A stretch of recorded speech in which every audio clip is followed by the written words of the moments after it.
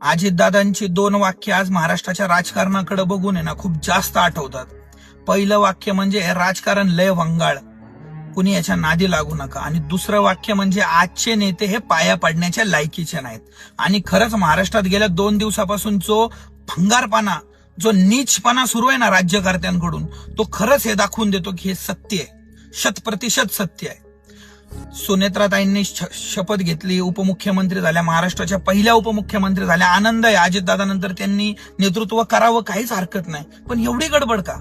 कोण कुठं पळून नाही चाललं. महाराष्ट्र इथे आहे, आपण सगळी लोक इथे आहोत, जनसामान्य तुमच्या सोबत आहे. एवढी का गडबड केलीत तुम्ही? दम होता ना, महाराष्ट्र काही वाऱ्यावर नाहीये. एक मुख्यमंत्री, एक उपमुख्यमंत्री आहे ना महाराष्ट्राला. एवढी कसली गडबड झाली आहे तुम्हाला? 24 तास घरी दम निघत नाही?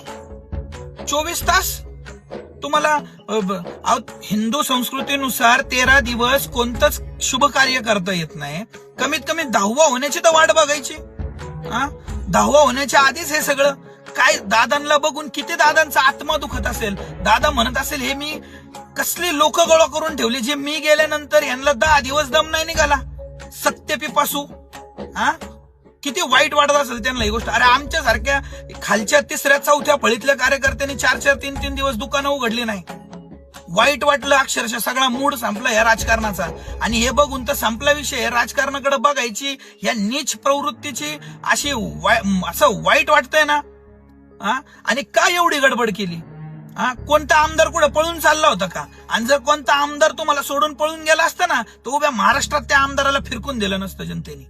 सर्वसामान्य जनतेच्या भावना तुम्ही दुखावल्या. राष्ट्रवादीचं सगळं राजकारण हे ग्रामीण भागातून चालतं. या ग्रामीण भागातल्या लोकांच्या, आमच्या सारख्यांच्या, जनसामान्यांच्या तुम्ही भावना दुखावण्याचं काम केलेलं आहे. आता पुढच्या वेळेस येतात ना मतं मागायला आमच्याकडं. आम्ही जर तुम्हाला मतं देऊन मोठा करू शकतो ना, आम्ही तुम्हाला मतं न देऊन पाडू पण शकतो. ही आमच्यासारख्या सर्वसामान्यांची ताकद आहे. अजितदादांच्या कर्तृत्वावरती तुम्ही 10 वर्ष अजून सत्तेत राहताल, तो विषय नाहीये. पण आमची मनं दुखली. एवढी गडबड करायची गरज नव्हती. आणि जर तुमच्या आमदारांवर तुमचा हे नसेल आणि दुसरा कोणता सत्ताधारी पक्ष त्यांना जर सामावून घेणार असेल, तर त्यांना पण लाज वाटली पाहिजे आणि त्या फुटणाऱ्या आमदारांना पण लाज वाटली पाहिजे. वरून आहे ना दादांना बघून आहे ना दादांचा आत्मा जळत असेल तुमच्यामुळं. त्यांच्या चितेची आग थंड होण्याच्या आधी तुम्ही जो बाजार केला ना, तो बघतोय तो माणूस कुठून तरी. लक्षात राहू द्या. खूप वाईट वाटलं, खूप. अक्षरशः राजकारणाचा तर मूड संपलाच होता, पण आज नीचांक झालाय.